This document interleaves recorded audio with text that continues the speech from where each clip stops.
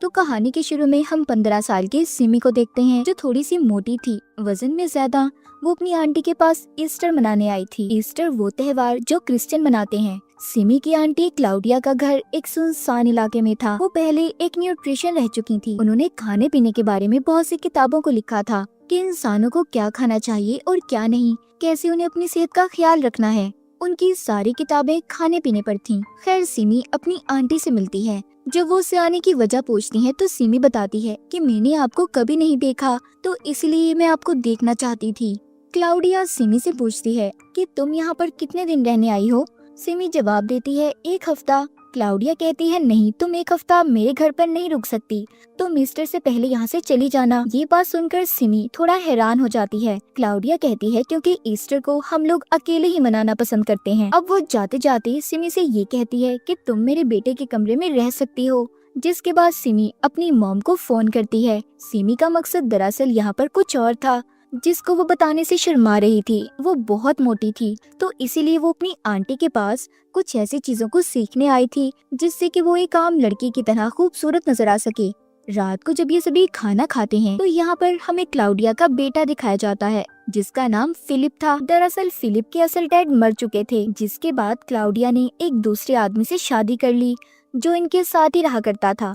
मगर खाना खाते हुए सिमी ये बात नोटिस करती है, क्लाउडिया का हस्बैंड उसके बेटे फिलिप को बिल्कुल पसंद नहीं करता। क्लाउडिया बहुत ही प्यार से फिलिप के लिए खाना लाती है। उसने मीट गोश्त को छोटे छोटे टुकड़ों में करके फिलिप को खाने के लिए दिया। सिमी देखती है कि मेज पर सिर्फ फिलिप और वो खाना खा रहे हैं, जबकि क्लाउडिया और उसका हस्बैंड ऐसे ही बैठे थे। उसी रात सिमी अपने मोटापे की वजह से बहुत परेशान थी, और जैसा कि हमें पता है कि उसका मकसद अपनी आंटी के पास भी आने का यही था कि वो स्मार्ट हो सके। कमरे में फिलिप सिमी से बदतमीजी करता है क्योंकि वो उसे अपने कमरे में रखना नहीं चाहता था। तभी क्लाउडिया आती है जो अपने बेटे को गुड नाइट किस करके उसके फोन को चेक करके चली गई थी। अगली सुबह सिमी वॉक करने जंगल में जाती है, जहाँ पर उसे सूखी लकड़ियों से बना हुआ एक हट झोपड़ी दिखाई दी थी, जिसमें एक बैग भी रखा हुआ था। खैर वो इस बात पर ज्यादा ध्यान नहीं देती और घर आ गई थी। वो नहाकर जब वापस आती है तो क्लाउडिया के हस्बैंड को देखती है जो वर्जिश कर रहा था। सिमी ये देखकर हैरान थी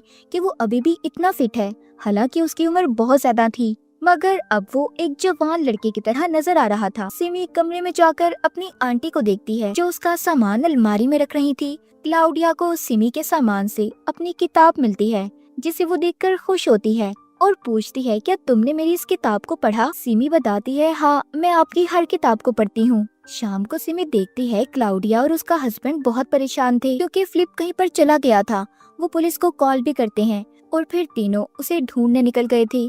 जल्द ही फिलिप उन्हें पास वाले जंगल से मिल जाता है। क्लाउडिया अपने बेटे को देखकर बहुत खुश थी कि चलो शुक्र है वो जल्दी मिल गया। रात को क्लाउडिया सिमी से कहती है कि अगर तुम अपना वजन कम करना चाहती हो तो मैं तुम्हारी मदद कर सकती हूँ। डिनर रात के खाने में क्लाउडिया बहुत ही मजेदार खाना बनाती है, मगर वो सिर्फ फिलिप को दे रही थी और सिमी से कहती है कि अगर तुम पतला होना चाहती हो तो तुम्हें अगले 4 दिन तक कुछ भी नहीं खाना। ये बात सुनकर सिमी थोड़ा हैरान थी क्योंकि वो इन सब चीजों के लिए तैयार नहीं थी। वो ये नहीं जानती थी कि इतनी जल्दी उसका खाना ऐसे क्लाउडिया बंद कर देगी। तभी वो ये भी नोटिस करती है कि फिलिप हमेशा डरा और सहमा हुआ रहता था। रात का बचा हुआ खाना जब सिमी फेंक रही थी तो उसका दिल भी करता है कि वो थोड़ा सा खा ले, मगर खुद पर काबू पा लेती है। रात को सोने से पहले क्लाउडिया उसका वजन भी चेक करती है। वो सिमी से कहती है कि मैं तुम्हारा रोज वजन चेक करूंगी और तुम्हें मेरी हर बात को मानना होगा, वरना तुम कभी भी एक खूबसूरत लड़की नहीं बन सकती।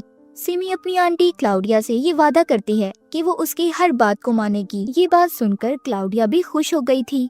जिसके बाद सिमी जब रात को सोने बेड पर आती है तो देखती है उधर एक मरा हुआ चूहा था। ये देखकर वो डर गई थी और क्लाउडिया को बुलाती है। उसने उस मरे हुए चूहे को साफ कर दिया था। अब सिमी उस बेड पर सोना नहीं चाहती थी क्योंकि वो डर गई थी। उसे लग रहा था कि ये काम फिलिप का होगा, क्योंकि उसने उसके हाथ में हमेशा एक चाकू देखा था और उस चूहे का सर भी कटा हुआ था। इसलिए वो बाहरी सोफे पर सोने का फैसला करती है।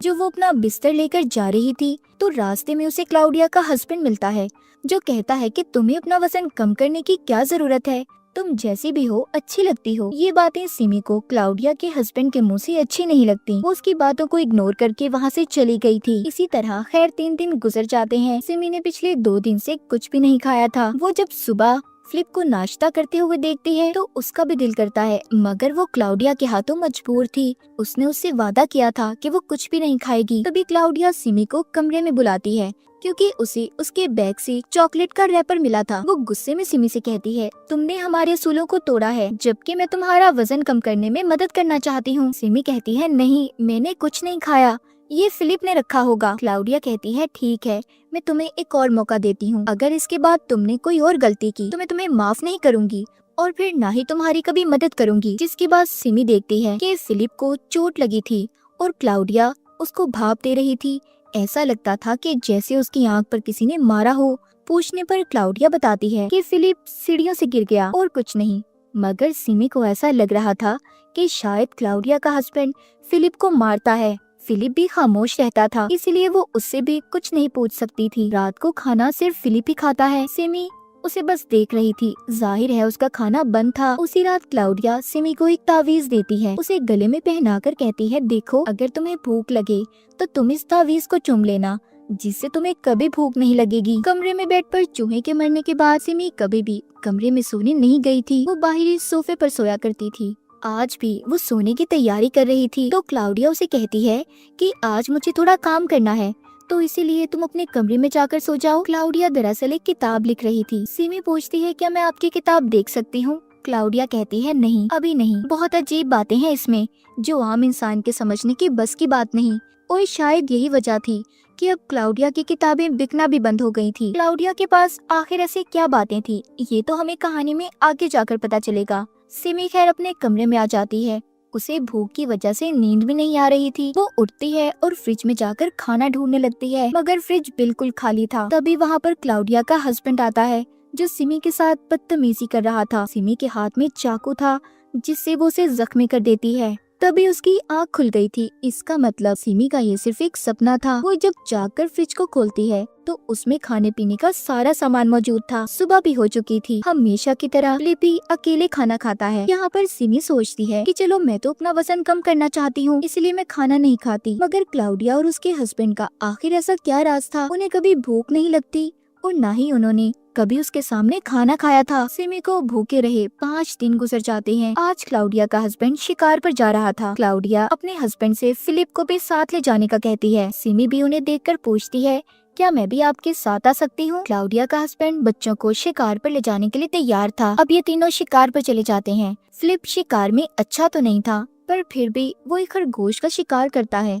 जब पास जाकर देखता है तो वो खरगोश पूरी तरह से मरा नहीं था, वो तड़प रहा था। क्लाउडिया का हस्बैंड फिलिप को एक चाकू देता है और उसे मारने का कहता है ताकि वो खरगोश और न तड़पे। फिलिप बहुत घबरा रहा था, वो बहुत ज्यादा डरा हुआ नजर आता है। तभी सिमी उसके पास आती है और उस खरगोश को चाकू से मार देती है। घर आकर वो फिलिप से पूछती है कि तुम इतना डरे हुए क्यों रहते हो?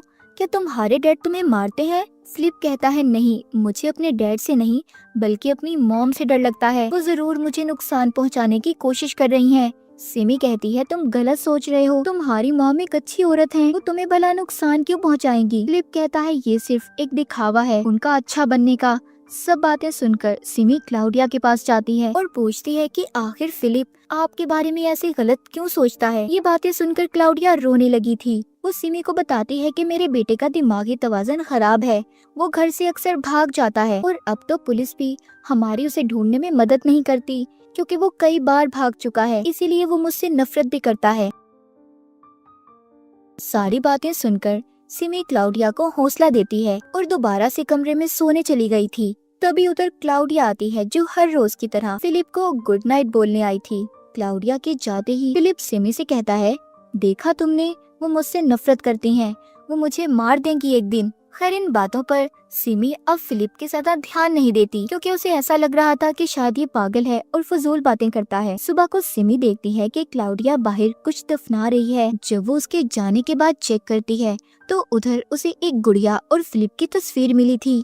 ये देखकर तो सिमी हैरान हो गई थी और कॉल करके अपनी मॉम को सब बताती है। उसकी मॉम कहती है कि क्लाउडिया ऐसे काले जादू पर यकीन तो करती है, पर हाँ, वो किसी को नुकसान नहीं पहुंचा सकती।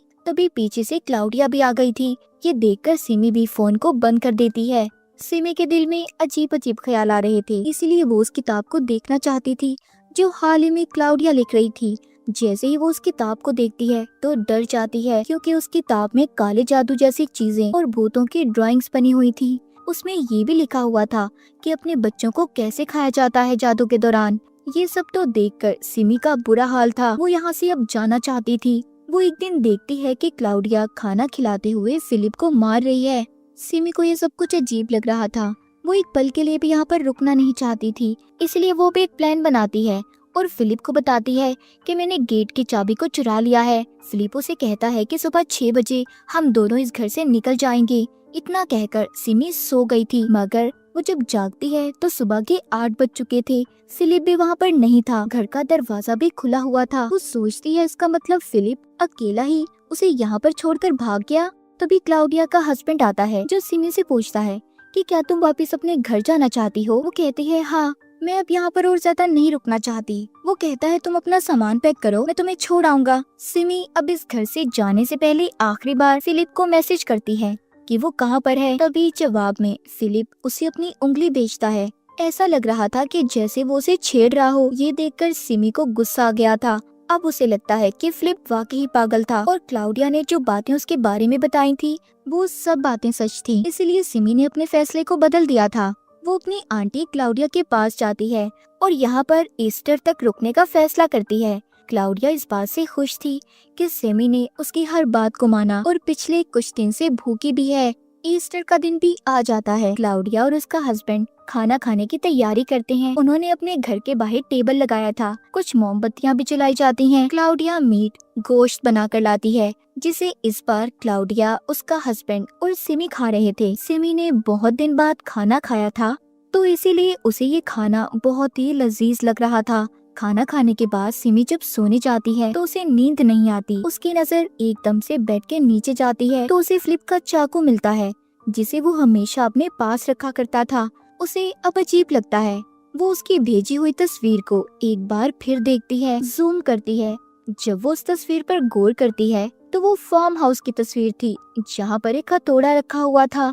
ये सब कुछ सिमी ने पहले भी देखा था, इसीलिए उसे लगता है कि शायद फिलिप फार्म हाउस में छुपा हुआ है। वो जाकर जब फिलिप को आवाजें लगाती है तो उसका शक सही था। उसे फिलिप फार्म हाउस में मिलता है, मगर जिंदा नहीं, मरा हुआ। उसके जिस्म का आधा हिस्सा कटा हुआ था। जो रात के खाने में सिमी ने गोश्त खाया था और बाकी सब ने भी, वो फिलिप का ही था। ये देखकर तो सिमी खुद को संभाल नहीं पाती। वो पागलों की तरह हो गई थी। तभी उधर क्लाउडिया का हस्बैंड आ जाता है, जो उसको संभालता है और कहता है कि कोई बड़ी बात नहीं है, चलो मैं तुम्हें तुम्हारे घर छोड़ आता हूँ, तुम जल्दी सब कुछ भूल जाओगी। इसका मतलब क्लाउडिया के साथ उसका हस्बैंड भी मिला हुआ था। तभी सिमी के हाथ में जो फिलिप का चाकू था, वो क्लाउडिया के हस्बैंड को मारकर वहाँ से भाग जाती है। वो अपनी गन लेकर उसके पीछे भागता है और क्लाउडिया से कहता है, देखो वो भाग रही है। सिमी रोते हुए जंगल की तरफ भाग रही थी। उसके पीछे क्लाउडिया भी आ जाती है, जो उसे समझाना चाहती थी, मगर सिमी उस हद तक पहुंच गई थी जो हमने कहानी के शुरू में भी देखा था। जो पहले उसने बैग देखा था उसमें गैसोलीन पड़ा हुआ था। क्लाउडिया बातों में लगाकर सिमी को मारना चाहती थी, मगर सिमी उस पर वही तेल डालकर उसे जिंदा जला देती है। फिर वो किसी तरह भागकर अपनी गाड़ी तक आ गई थी, जहाँ पर क्लाउडिया का हस्बैंड जख्मी हालत में तड़प रहा था। वो सिमी से कहता है, प्लीज ये गन लो और मुझे मार दो, मगर सिमी उसे नहीं मारती। वो चाहती थी कि वो ऐसे ही तड़पता रहे। उनके साथ ऐसा ही होना चाहिए था। इस कहानी के आखिर में बताया जाता है कि क्लाउडिया कुछ शैतानी ताकतों की पूजा किया करती थी। मतलब वो एक कल्ट से थी, जिसमें अपने ही बच्चों को खाने का रिचुअल जादू था। क्लाउडिया का मानना था कि उनका बेटा अब अमर रहेगा, क्योंकि उसे खाने के बाद वो अब उनके जिस्म का हिस्सा बन चुका है। इस कहानी से हमें ये जानने को मिलता है कि क्लाउडिया इन सब चीजों पर यकीन रखती थी, और फिर यकीनी इंसान से क्या कुछ नहीं करवाता, मगर हमेशा बुरे काम का बुरा अंजाम होता है, जैसे कि क्लाउडिया और उसके हस्बैंड का हुआ। और इसी के साथ इस फिल्म की कहानी भी यहीं पर खत्म हो जाती है।